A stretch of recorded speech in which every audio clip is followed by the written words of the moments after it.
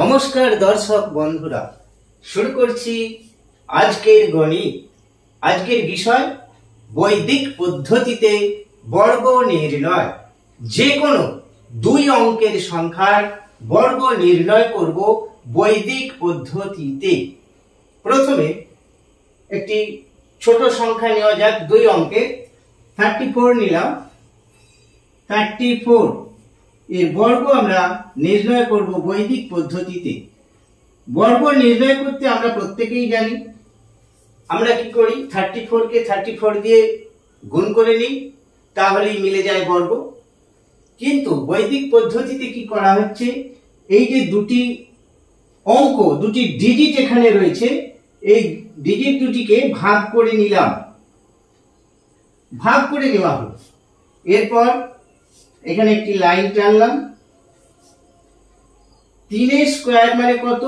9। আমরা দুই অঙ্কে লিখব 09, এটা একটু বাড়িয়ে দিলাম। আর 4 এর স্কয়ার হচ্ছে 16, এখানে 16 লিখলাম। কি করলাম, 3 এর বর্গ 9, 09 দুই অঙ্কে লিখলাম, আর 4 এর বর্গ 16 এখানে লিখে দেওয়া হলো। এরপর 3, 4 আর 2 আমরা গুণ করব। 3, 4, 3, 4 12, 12 দিয়ে গুণ করলে 24। আবার বলি, 3, 4 12 আর 12 কে 2 দিয়ে গুণ করলে 24। যে তিনটে ডিজিট দেখতে পাচ্ছি, এই তিনটি ডিজিটকে একসাথে গুণ করে নেব, তাহলে হলো কত? 3, 4 12, 12 দুগুণে 24। 24টা আমরা এইখানে, এখানে 2 লিখবো আর এখানে 4 লিখবো। লিখে কি করব, যোগ করে দেব। এই ঘরটা অফ থাকবে। 6 নামলো, এখানে 5, 9 আর 2 11 এর 1, হাতে 1, একটা এখানে চলে হয়ে গেছে আমাদের বর্গ নির্ণয় 1156। এইবার আমরা সংখ্যাটা চেঞ্জ করে দিচ্ছি। 34 নিয়েছিলাম, 43 নিচ্ছি। 43 নিলাম। এর বর্গ, কৌশলটা একই, কয়েকটি এক্সাম্পল দেখাচ্ছি। এই দুটি অঙ্ককে সেপারেট করে দেব। এখানে একটি দাগ টানলাম। 4 এর বর্গ 16, এখানে 16 লিখলাম। 3 এর বর্গ 9, এখানে দুই অঙ্কে লিখলাম 9। এরপর কি করব, যে সংখ্যাগুলি, যে অঙ্কগুলি এখানে দেখতে পাচ্ছি, এখানে একটা, এখানে একটা, এখানে একটা, এগুলি সব একসাথে গুণ করে নেব।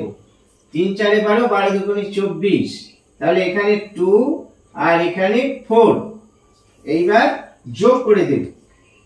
2 আর 4 কিন্তু এই জায়গায় লিখেছি, এখানটা ফাঁকা, ফাঁক দিতে হয়েছে, এখানটা লেখা যাবে না। আর এখানটা প্রয়োজন হলেও হতে পারে, দেখাবো কখন এটি কাজে লাগছে। 9, 4, 8, 1 হয়ে গেছে আমাদের বর্গ নির্ণয়। 43 নিলাম, এবার 56 লিখছি। 56 নিলাম, এর বর্গ নির্ণয় করব।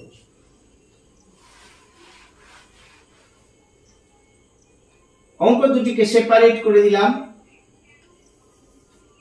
5 এর বর্গ 25, 6 এর বর্গ 36। এইবারে কি করব, যে অঙ্কগুলি দেখতে পাচ্ছি, এই যে 5 আর 6, 5 6 30, 30 কে 2 দিয়ে গুণ করলে 60, এই তিনটে গুণ করে দিতে হবে। প্রত্যেকের জন্য একই পদ্ধতি। 5 6 30, এই জন্য 60, 60টা এখানে বসে গেল। এইবার যোগ করে দেব। 6টা নামলো, 3, 5 আর 6 11 এর 1, হাতে 1, 2 আর 1 3, 3136 হলো আমাদের বর্গ। 56 এর বর্গ। সংখ্যাটা যদি আরো বড় করা হয় কি হতে পারে, 78 নিলাম। 78 এর বর্গ একই পদ্ধতি, এটিকে অঙ্ক দুটিকে সেপারেট করে দিলাম। 7 স্কয়ার মানে 49 49, 8 স্কয়ার মানে 64 64। এবারে এই তিনটেকে গুণ করে দেব। 27 56, আর 56কে 2 দিয়ে গুণ করলে কত হয়, না পারলে পাশে করে নিতে হবে একটু। 6 দিয়ে 12 2, হাতে 1, 5 দুগুণে 10 আর 1 11 112। আর 56কে 2 দিয়ে গুণ করলে কত জানা থাকলে একবার এখানে সরাসরি বসিয়ে দেওয়া যাবে। 112 এই ঘরটায় লেখা যাবে না, তাহলে এটাই 2, এটাই 1, এটাই 1। এবার যোগ।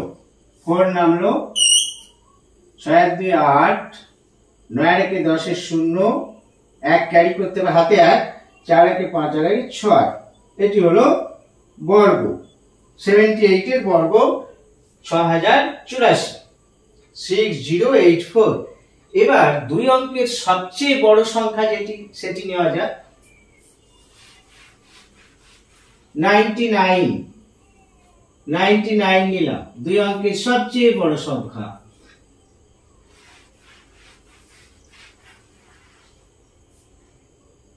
অঙ্ক দুটিকে সেপারেট করে দিলাম। 9 স্কয়ার 81 81, আবার 9 স্কয়ার 81 81। এইবার কি করব, 9 9 81 81, 81 কে 2 দিয়ে গুণ করলে কত হয়, 2 1 কে 2 আর 8 দুগুণে 16, 162 হয়। 100 এই ঘরটা অফ থাকবে। এবার যোগ করে দেব।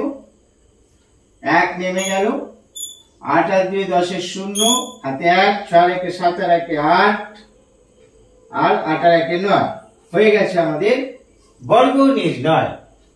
এই হলো বৈদিক পদ্ধতিতে বর্গ নির্ণয়। আজ এই পর্যন্ত, আবার আসছি অন্য কোনো গণিত কৌশল নিয়ে, দেখতে থাকুন।